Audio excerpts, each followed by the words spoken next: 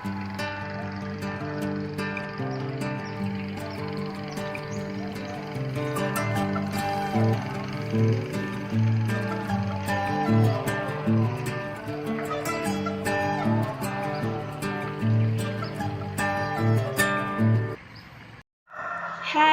Assalamualaikum warahmatullahi wabarakatuh. Perkenalkan, nama saya Sylvia, mahasiswi aktif dari Program Studi Pendidikan Sejarah Kampus STQ PGRI Sumatera Barat. Saya merupakan peserta dari Credit Learning UNAD. Baiklah teman-teman, pada video kali ini saya akan mereview buku dengan judul Nasionalisme dan Revolusi di Indonesia, atau dengan judul kecilnya yaitu Refleksi Pengumuman Lahirnya Republik. Buku ini ditulis oleh George M.C. Turnham Kahim, yang mana buku ini diterbitkan pertama kali pada tahun 1950. Nah, buku ini atau buku karya dari George Kahim ini merupakan suatu karya atau buku yang masih bersifat klasik bagi masyarakat Indonesia. Dalam artian di sini yaitu buku ini merupakan aset klasik yang ada untuk Indonesia mengenai nasionalisme dan revolusi di Indonesia. Sebenarnya buku ini kan telah ada dari beberapa tahun sebelumnya, namun susah dipahami oleh masyarakat Indonesia karena buku cetakan pertama ini merupakan berbahasa Inggris gitu. Nah, karena berbahasa Inggris jadi banyak masyarakat Indonesia yang nggak paham makna. Kemudian buku yang berbahasa Inggris ini awalnya judulnya yaitu Nationalism and Revolution in Indonesia. Nah, kemudian diterjemahkan oleh beberapa pihak atau beberapa dalam bentuk kerjasama oleh suatu PT penerbit pencetakan Indonesia menjadi bahasa Indonesia sehingga lebih mudah untuk dipahami oleh masyarakat Indonesia. Sebenarnya buku ini ditulis oleh George Kahim berangkat dari penelitian yang beliau lakukan di Indonesia, dan buku ini menjadi salah satu bukti kalau Indonesia tersebut melakukan proses revolusi atau proses nasionalisme secara bertahap. Jadi ini bukti nyata dari sejarah revolusi Indonesia. Nah, sebenarnya di dalam buku ini dianalisis tidak hanya dimulai dari bagaimana didirikannya organisasi Budi Utomo, namun pada buku ini dijelaskan jauh sebelum dari didirikannya organisasi Budi Utomo itu sendiri. Nah, dalam artian di sini yaitu sebenarnya buku ini membahas dari awal bagaimana masuknya bangsa Belanda atau katakanlah itu pada kala itu VOC ke dalam datang ke negara Indonesia atau menjajah ke bangsa Indonesia, yang mana pada konteks pertamanya mereka hanya melakukan perdagangan atau melakukan perniagaan ke negara-negara timur gitu. Nah, kemudian lama-kelamaan mereka melakukan penjajahan, pengeksploitasikan dan mengambil alih kepemimpinan di Indonesia. Sebenarnya terjadinya pengambilan kekuasaan ini tidak terlepas dari video-video yang telah saya buat beberapa video sebelum video ini ya teman-teman. Nah, bagi teman-teman yang belum memahami video bagaimana masuknya bangsa Belanda ke Indonesia, bagaimana proses terjadinya westernisasi, apa itu nasionalisme, teman-teman juga bisa mengunjungi video-video saya sebelumnya. Pada awal abad ke-20, pemerintah Hindia Belanda mulai menyediakan fasilitas bagi bangsa Indonesia atau bagi penduduk pribumi. Nah, di sini mereka mendirikan sekolah-sekolah, namun konteks dari sekolah ini masih terbatas pada golongan para bangsawan atau para pejabat-pejabat pemerintah di kala itu. Nah, sedangkan untuk masyarakat pribumi tidak disediakan fasilitas untuk mereka bisa bersekolah atau memperoleh pendidikan. Nah, sehingga pada kala ini muncul pula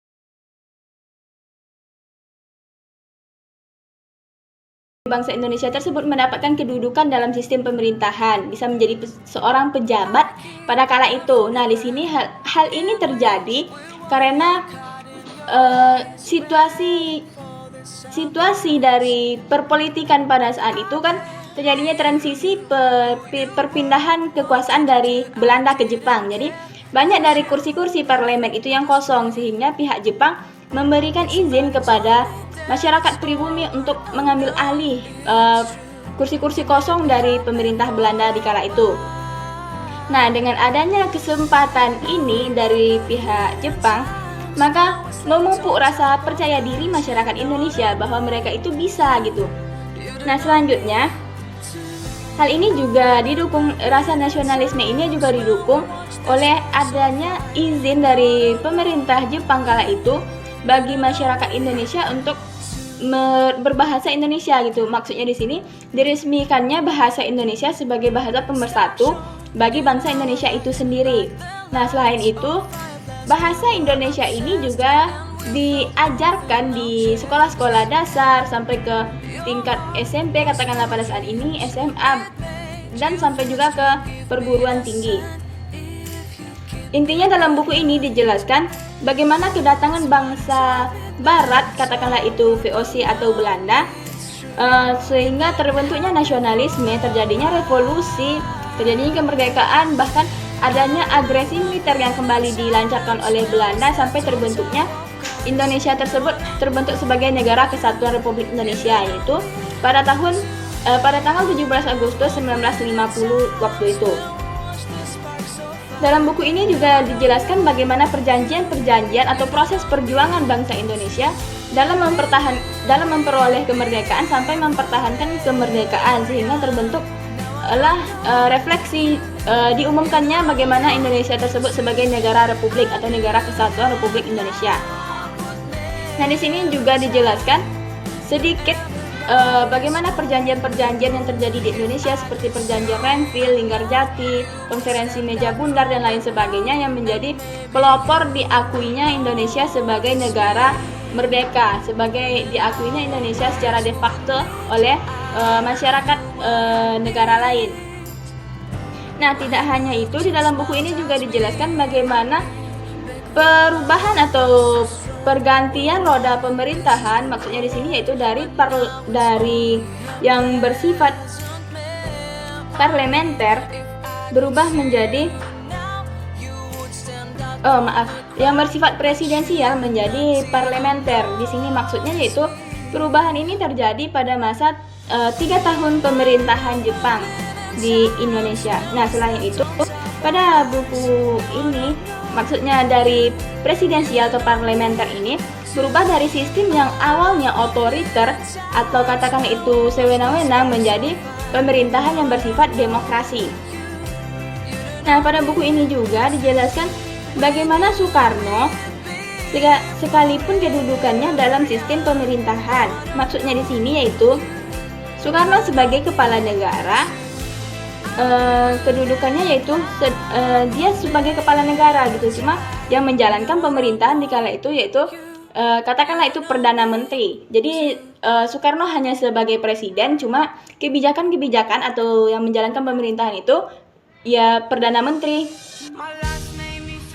Nah, buku yang ditulis oleh George ini juga menjadi kesaksian, saksi hidup bagi sejarah revolusi dan nasionalisme bangsa Indonesia, baik itu pada masa kedudukan Belanda sampai kepada masa kedudukan Jepang, bahkan pada masa Indonesia telah merdeka yang diproklamirkan oleh Bung Karno dan Bung Hatta pada 17 Agustus 1945 itu tidak juga diakui oleh pihak Belanda, sehingga Belanda melakukan agresi militer Belanda pada tanggal 19 Desember 1948. Nah, pada agresi militer tersebut, situasi masyarakat Indonesia atau pemerintahan Indonesia tersebut dialihkan ke Bukit Tinggi atau kata yang dikenal dengan PDRI, Pemerintah Darurat Republik Indonesia, yang diprakarsai atau yang didirikan oleh Perdana Menteri Syafruddin Prawiranegara.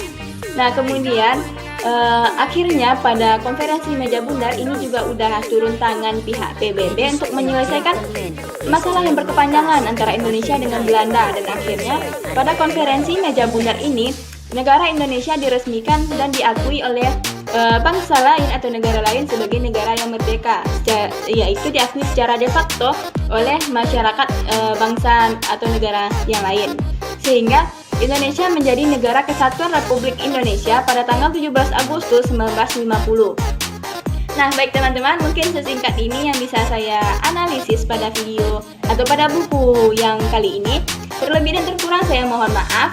Nah, bagi teman-teman yang ingin mengetahui lebih dalam, silahkan cari buku ini di internet. Tentunya akan teman-teman temui juga.